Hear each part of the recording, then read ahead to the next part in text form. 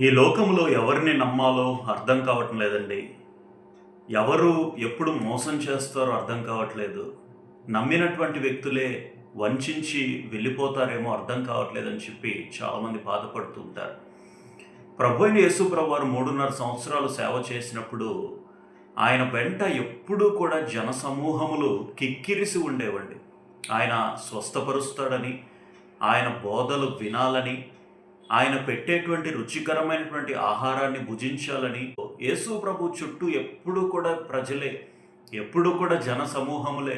కొండ మీద ప్రసంగం చెప్పేటప్పుడు కూడా చాలామంది ప్రజలు ఉన్నారు. ఆ 5 రొట్టెలు 2 చేపలు సందర్భమప్పుడు చాలామంది ప్రజలు ఉన్నారు. స్వస్థతలు జరిగేటప్పుడు చాలామంది ప్రజలు ఉన్నారు.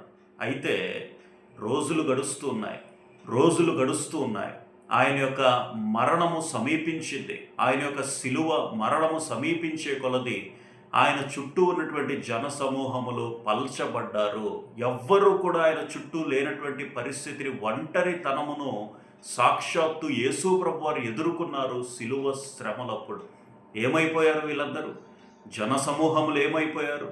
ఆయన దగ్గర స్వస్థత పొందుకున్నటువంటి వ్యక్తులు, ఆయన దగ్గర మేలు ఉపకారం పొందుకున్నటువంటి వ్యక్తులు, ఆయన దగ్గర మరి ఆహారము తిన్నటువంటి వ్యక్తులు ఏమైపోయారు? ఎందుకు పారిపోవాల్సి వచ్చింది అంటే ఈ లోకం యొక్క పరిస్థితి అదే.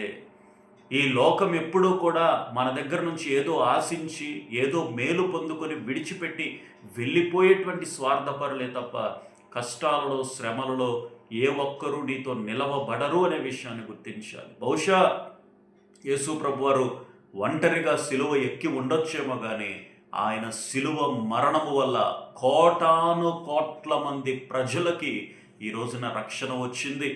ఆయన సిలువ శ్రమల వల్ల కోట్ల మంది ప్రజలు, కోట్ల మంది జన సమూహములు మేలు పొందారు, రక్షణ పొందుకున్నారు.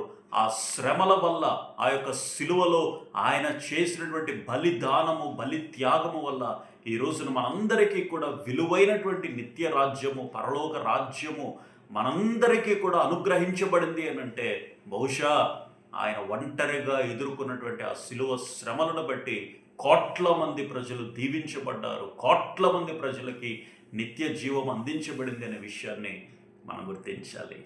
Thank you.